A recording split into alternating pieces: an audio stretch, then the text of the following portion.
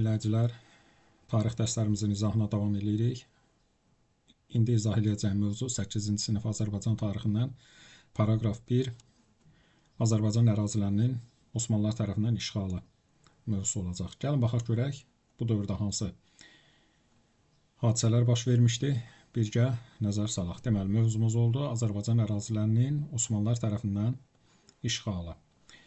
Biz bilirik ki, 1555-ci ildə Amasya müqaviləsi imzalanmışdı və Amasya müqaviləsi 16-cı əsrdə Səfəvi-Osmanlı arasında gedən uzun müddətli müharibəyə son qoymuşdu və lakin buna baxmayaraq bu müqavilə bağlansa da, amma sabitlik uzun sürmədi. 1576-cı ildə 1-ci Təhmasib vəfat eləyir və 1-ci Təhmasibdən sonra hakimiyyətə 2-ci İsmail gəlir. 1576-77-ci illəri əhatə eləyir. 1-ci Təhmasibdə biz bilirik ki, Şah İsmaildən sonra hakimiyyətə gəlmişdi. Yəni 1-ci Şah İsmailin hakimiyyət illəri 1501-1524. Ondan sonra oğlu 1-ci Təhmasib gəlmişdi 1524-1576 və qeyd etdiyimiz kimi bundan sonra 2-ci İsmail gəlir 1576-1577-ci illərdə hakimiyyətdə olmuşdu. 2-ci İsmailin hakimiyyət illərinə baxaq. Deməli, 2-ci İsmailin hakimiyyəti dövründə dövlətin dayaqları möhkəmləndirildi. 2-ci İsmail eyni zamanda mərkəzləşdirmə siyasəti apardı və bu dövlətin dayaqlarının möhkəmləndirilməsi, həmçinin mərkəzləşdirilmə siyasətinin aparılması əyanların narazılığına səbəb oldu. Əyanların narazılığına səbəb oldu və biz burada nəticə qeyd etmişik. Bax, bu iki siyasətin nəticəsində əyanlar üsyan edirlər və üsyan nəticəsində 2-ci Təhmasib hakimiyyətdən salınır. 2-ci Təhmasiblə bağlı mənbə qeyd etmişik burada. Gəlin mənbəmizi oxuyaq, görək 2-ci Təhmasib haqqında mənbədə nə qeyd olunur. Deməli, 2-ci İsmail son dərəcə cəsur və qorxmaz insan idi. O, dövlətin idarəsini tamamilə öz əlinə almağa başladı. 2-ci İsmail sünni-şiə məzhəbləri arasında ixtilafa son qoymaq istəyirdi. Lakin sui-qəsd nəticəsində öldürülməsi bu tədbirləri yarımçıq qoydu. Davam edirik. 2-ci İsmailin ölümündən sonra hakimiyyətə Məhəmməd Xudabəndə gəldi. Məhəmməd Xudabəndə hakimiyyət illəri 1578-1587-ci illərə əhatə eləyir. Gördüyümüz kimi Məhəmməd Xudabəndəni qeyd etmişik. Məhəmməd Xudabəndənin hakimiyyət illərində nələr baş verdi? Xəzinə boşaldı, mərkəzi hakimiyyət zəiflədi, idarəçilik zəiflədi və çəkişmələr artdı. Yəni, əgər xəzinə boşalıbsa, mərkəzi hakimiyyət zəifləyibsə, idarəçilik zəifləyibsə, nə baş verəcək? Təbii ki, çəkişmələr baş verəcək və Osmanlı dövləti də Səfəvilərin bu acınacaqlı vəziyyətindən istifadə edərək Səfəvilərə qarşı müharibəyə başladılar və beləliklə də müharibənin ikinci mərhələsi başladı.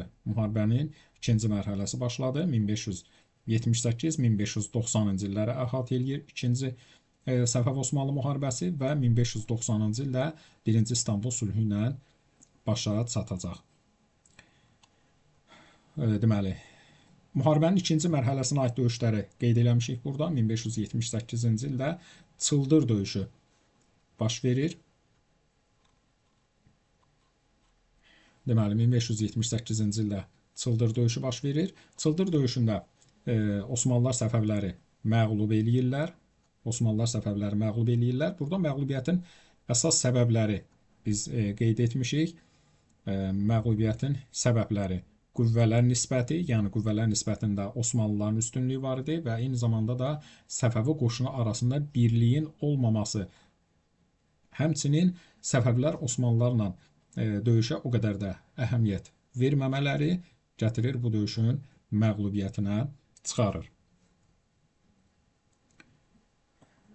Və təbii ki, Osmanlılar bu vəziyyətdən istifadə edirlər. Yeni deməli işğallara doğru can atırlar və digər bir mövzumuz 1578-ci ildə Molla Həsənli döyüşü baş verir. Və bu döyüşdə Səfəvilər qalib gəlirlər.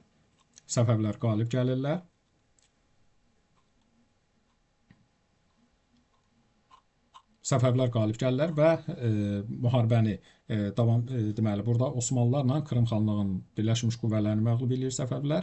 Əsas məqsəd burada Şirvanı azad etmək idi və Molla Həsənli döyüşündən sonra Səfəvilər dediyimiz kimi Krım xanlığının qoşunlarını məğlub eləyir. Yəni Osmanlı Krım xanlığının Birləşmiş qüvvələrini və yürüşü davam elətdirərək Şirvanı azad eləyirlər. Növbəti başlığımızla davam edirik.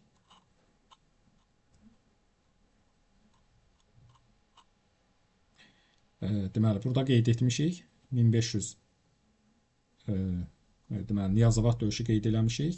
Niyazabad döyüşü burada texniki səhv baş verir. Niyazabad döyüşü 1583-cü ildə baş verir. 1583-cü ildə baş vermişdi.